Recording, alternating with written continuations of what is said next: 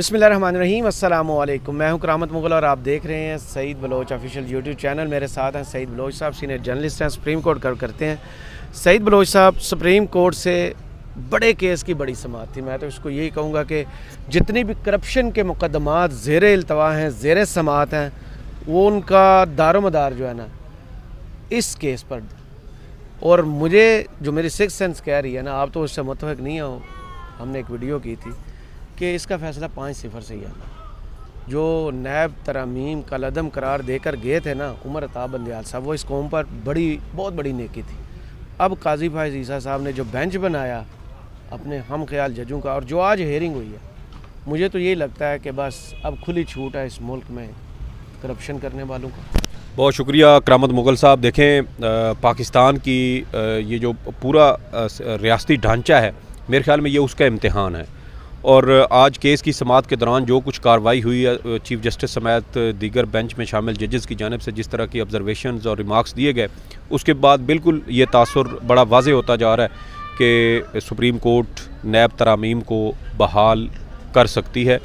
और इसमें ये भी हो सकता है कि फ़ैसले में तमाम तरामीम को बहाल ना किया जाए, लेकिन ये उम्मीद गलत भी साबित हो सकती है। जैसे कि हमने प्रैक्टिस एंड प्रोसीजर कानून में देखा है कि एक सादा कानून साजी से की गई आइन में तरमीम के मुतरादिफ जो इकदाम था, सुप्रीम कोर्ट ने सादा कानून साजी से उसको भी वैलिडेट कर दिया। और ये मेरे ख्याल में मुस्तकबिल में एक बहुत बड़े डिज़ास्टर या एक अलमिये से ये चीज़ कम नहीं होगी। आप देखें कि सुप्रीम कोर्ट ऑफ पाकिस्तान समेत पूरी दुनिया में जहाँ पर भी आप चले जाएँ, वो किसी भी मुल्क के अंदर करप्शन की इजाज़त तो कोई मुल्क नहीं देता। हमारे यहाँ कुछ ऐसे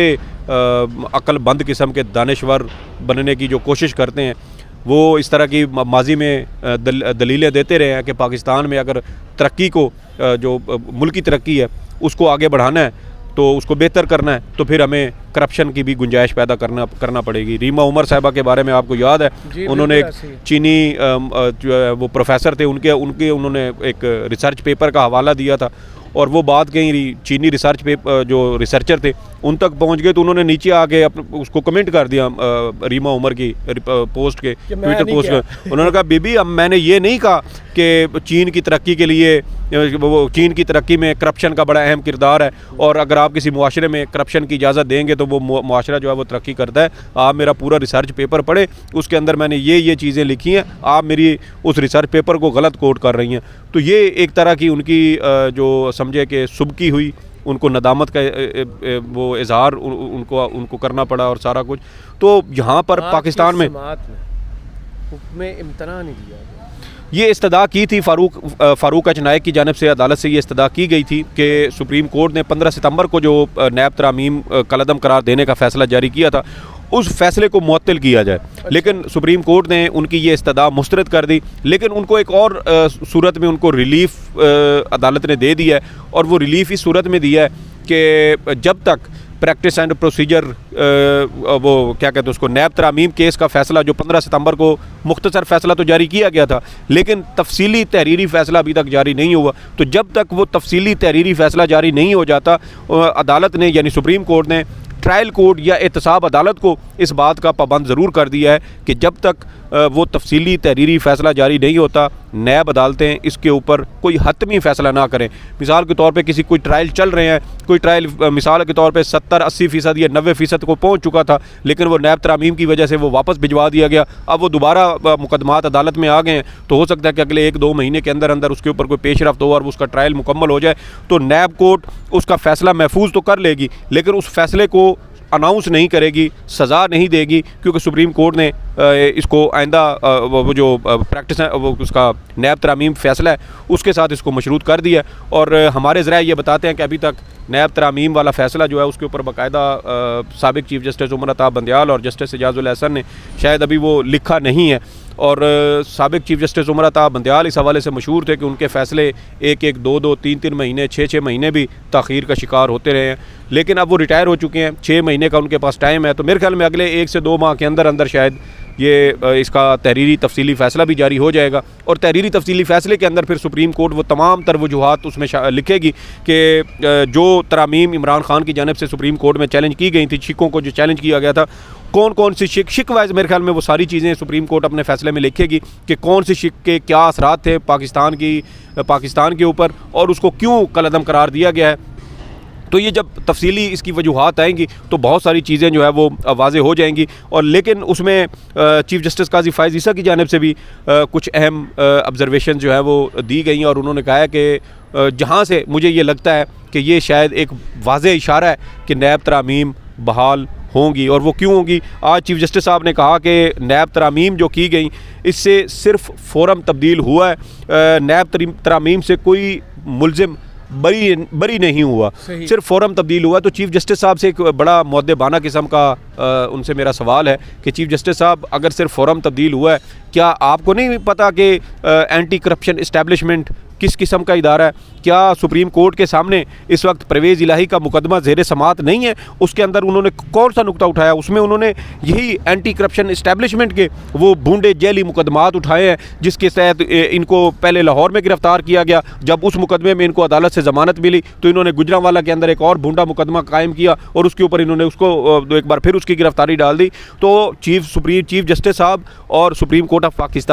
पाकिस्तान के मुआशरती हालात को, यहाँ के लोगों की सोच को, करप्शन के जो यहाँ पर मुख्तलिफ अवामिल हैं उनको भी जहन में रखते हुए और फिर अपने रियासती इदारों की जो इस्तेदाद कार है, उनकी कैपेबिलिटी है और उसमें बैठे वो लोग जिन्होंने करप्ट लोगों के ख़िलाफ़ कार्रवाइयाँ करनी हैं, उनको भी आप जहन में रख के अगर अदालत फ़ैसले दे तो मेरे ख्याल में बहुत बेहतर फ़ैसले सुप्रीम कोर्ट ऑफ पाकिस्तान की जानिब से आ सकते हैं। आपको याद है कि इस वक्त एंटी करप्शन इस्टेब्लिशमेंट का सरबराह कौन है पंजाब के अंदर? सुहेल ज़फ़र चट्टा साहब हैं। आपको याद है जो यहाँ इस्लामाबाद में मेरे ख्याल में वो SSP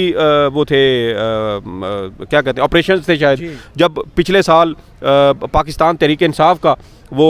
लॉन्ग मार्च आया था 25 मई को, उस वक्त उनकी ड्यूटी थी और वो खुद अपने हाथों से उन्होंने मुजाहिरीन के ऊपर शेल बरसाए थे। तो सर यहाँ पर तो चापलूसी की गई, लोगों को खुश करने के लिए, सियासतदानों को खुश करने के लिए यहाँ पर खुद अपने हाथों से शेल बरसाए गए। तो ये वो सारी चीज़ें हैं। हमारे अदालतें मेरे ख्याल में वो कबूतर की तरह आंखें बंद कर लेती हैं और ये नहीं देखती कि जो फ़ैसला ये दिया जा रहा है इसका पाकिस्तान के ऊपर, पाकिस्तान के मुआशरे के ऊपर और मुस्तकबिल के हवाले से भी मेरे ख्याल में बहुत सारी चीज़ों को अदालतें मद्देनज़र नहीं रखती और फ़ैसले जारी कर दिए जाते हैं। तो चीफ़ जस्टिस साहब को भी जो है वो ये नुक्ता जहन में रखना चाहिए कि ये सिर्फ फ़ोरम तब्दील होने का मामला नहीं है। एंटी करप्शन इस्टेब्लिशमेंट बज़ात खुद करप्शन का गढ़ है। यहाँ पर सियासी दबाव के ज़रिए जिस तरीके से मुकदमात दबा दिए जाते हैं, उनकी जो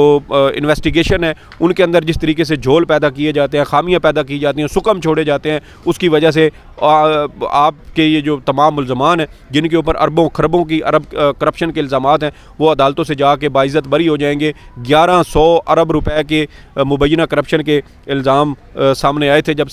इमरान खान की जानिब से। इमरान खान का आपने जिक्र किया, इमरान खान का जिक्र चीफ़ जस्टिस साहब ने भी आज कोर्ट में किया है कि इस फैसले की जो उन्होंने शॉर्ट ऑर्डर दिया है इसकी कॉपी और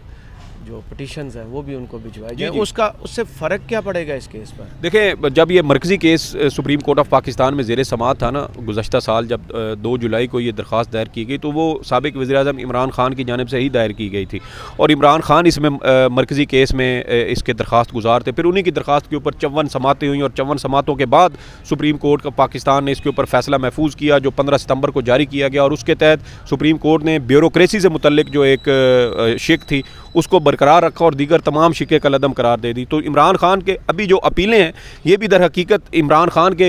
बनाम ही सुप्रीम कोर्ट ऑफ पाकिस्तान में दायर की गई हैं और इन अपीलों में आप देखें कि अब आज चीफ़ जस्टिस ने यानी कि जब वो अपना हुक्मनामा अदालत का लिखवा रहे थे उसमें उन्होंने कहा कि इन अपीलों की जो अपीलें ये नैब तरामीम फ़ैसले के ख़िलाफ़ दायर की गई हैं, इन अपीलों की कापी भी, नकूल भी और उसके अलावा जो आज का हुक्मनामा है जो अदालत में लिखवाया गया है उस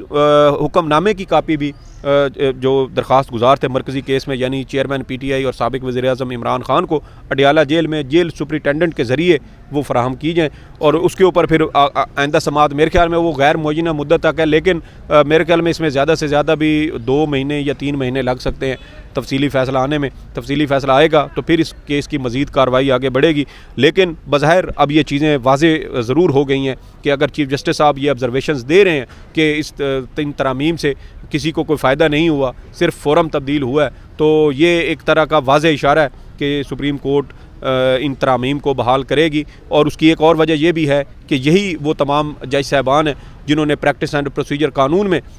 जो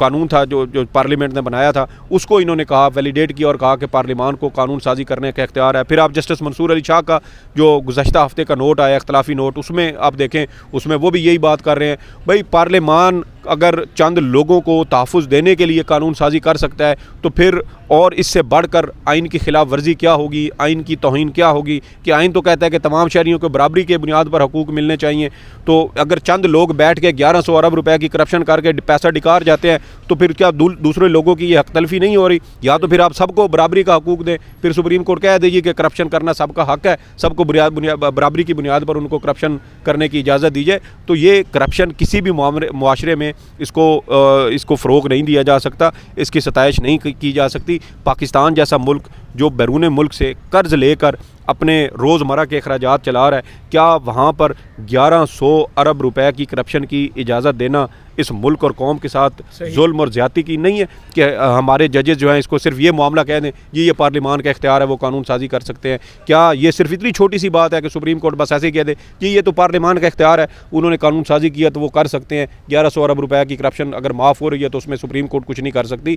आज देखें कि नैब के अंदर भी ये मुकदमात हतमी मराहल तक नहीं पहुँचते, ये लोग अपने घरों को सब जेल करार दे के अय्याशियाँ करते हैं। और एक आम बंदा जिसको वो मैंने खबर पढ़ी थी कि एक औरत थी जिस बेचारी के पास 420 रुपये नहीं थे, 400 या 420 रुपये उस औरत के पास नहीं थे जो ज़मानत के वो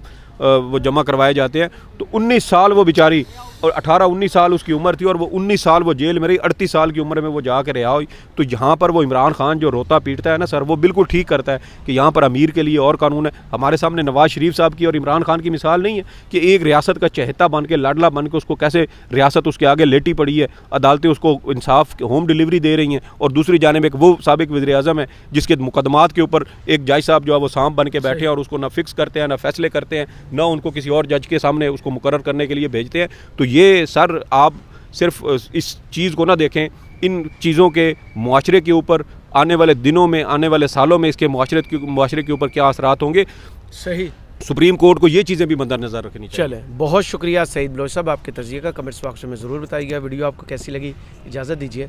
अल्लाह हाफिज़।